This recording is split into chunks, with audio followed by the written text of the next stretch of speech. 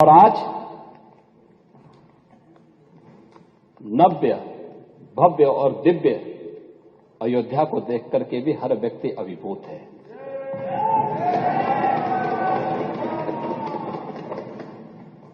महोदय, कार्य बहुत पहले हो जाना चाहिए था।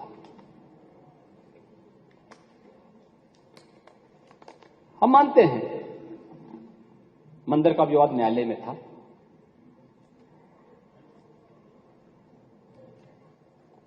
लेकिन वहां की सड़कों को तो चौड़ा किया जा सकता था ना, वहां के घाटों का पुनरुद्धार किया जा सकता था, अयोध्या वासियों को बिजली की आपूर्ति की जा सकती थी, वहां स्वच्छता की व्यवस्था की जा सकती थी, वहां स्वास्थ्य की बेहतर सुविधाएं दी जा सकती थी,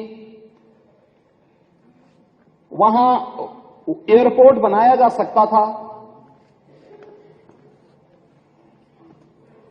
विकास के इन कार्यों को किस मंशा के साथ रोका गया था? कौन सी मंशा थी कि अयोध्या का विकास ही अवरुद्ध कर दो, काशी का विकास ही अवरुद्ध कर दो,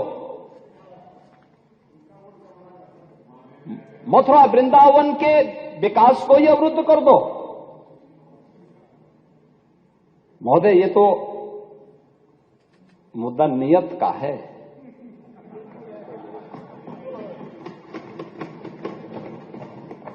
हमारी आस्था थी और नीति भी साफ थी और नियत भी बहुत स्पष्ट थी।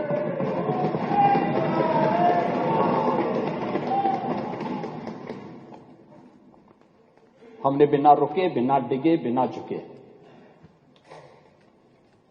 हम लोग अयोध्या भी गए, प्रदेश के हर जनपद में गए। अगर मैं अयोध्या और काशी गया हूं तो नोएडा और बिजनौर भी गया हूं। अयोध्या को इसलिए अभिषिक्त कर दिया गया था कि वोट बैंक कट जाएगा,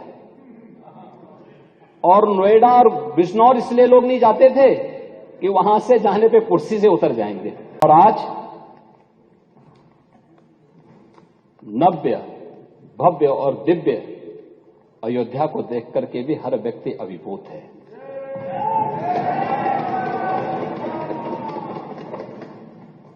महोदय, कार्य बहुत पहले हो जाना चाहिए था।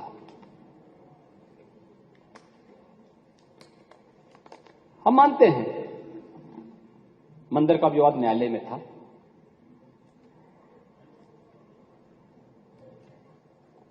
लेकिन वहां की सड़कों को तो चौड़ा किया जा सकता था ना,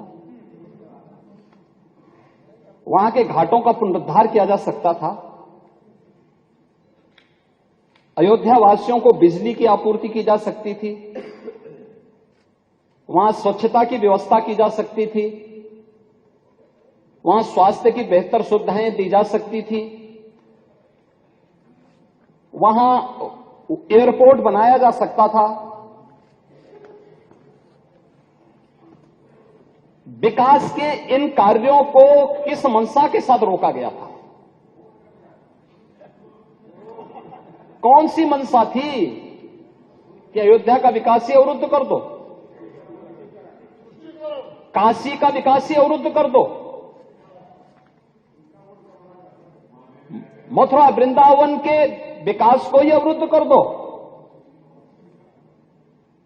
महोदय, ये तो मुद्दा नियत का है।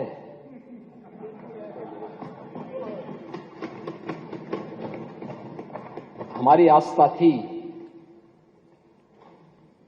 और नीति भी साफ थी और नियत भी बहुत स्पष्ट थी।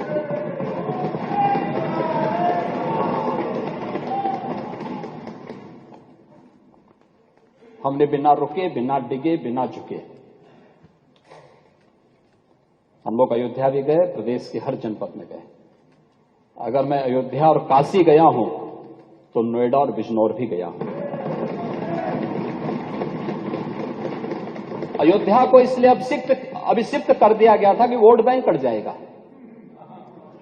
और नोएडा और बिजनौर इसलिए लोग नहीं जाते थे कि वहां से जाने पे कुर्सी से उतर जाएंगे। और आज नव्य, भव्य और दिव्य अयोध्या को देख करके भी हर व्यक्ति अभिभूत है।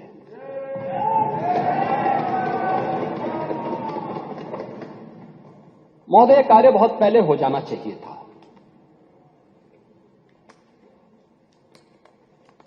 हम मानते हैं मंदिर का विवाद न्यायालय में था,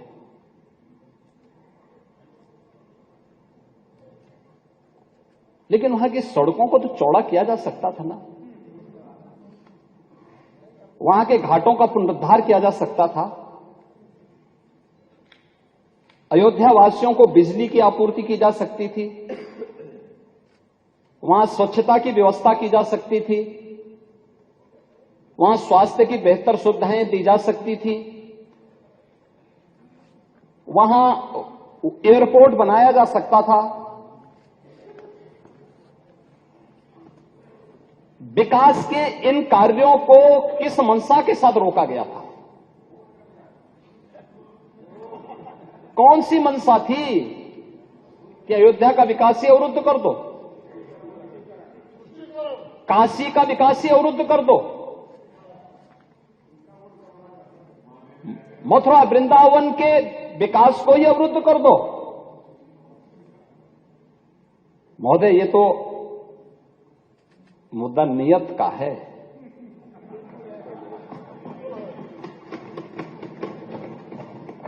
हमारी आस्था थी और नीति भी साफ थी और नियत भी बहुत स्पष्ट थी।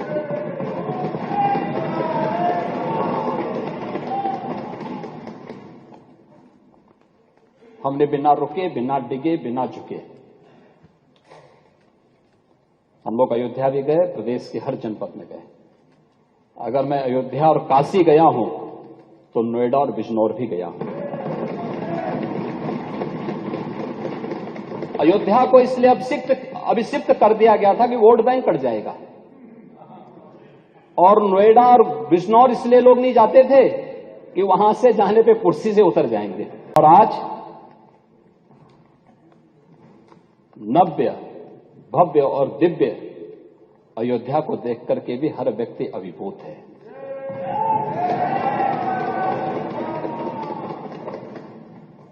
महोदय, कार्य बहुत पहले हो जाना चाहिए था।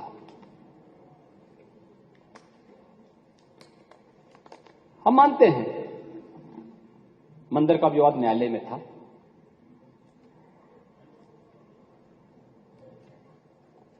लेकिन वहां की सड़कों को तो चौड़ा किया जा सकता था ना,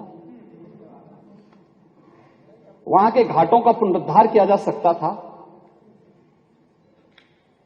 अयोध्या वासियों को बिजली की आपूर्ति की जा सकती थी, वहां स्वच्छता की व्यवस्था की जा सकती थी, वहां स्वास्थ्य की बेहतर सुविधाएं दी जा सकती थी, वहां एयरपोर्ट बनाया जा सकता था। विकास के इन कार्यों को किस मंशा के साथ रोका गया था? कौन सी मंशा थी कि अयोध्या का विकास ही अवरुद्ध कर दो, काशी का विकास ही अवरुद्ध कर दो, मथुरा वृंदावन के विकास को ही अवरुद्ध कर दो? महोदय, ये तो मुद्दा नियत का है।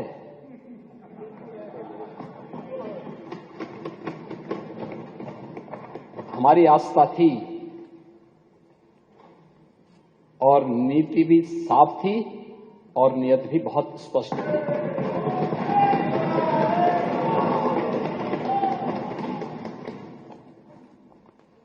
हमने बिना रुके, बिना डिगे, बिना झुके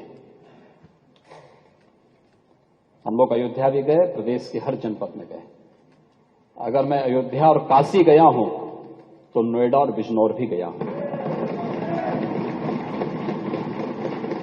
अयोध्या को इसलिए अभिषिक्त कर दिया गया था कि वोट बैंक कट जाएगा,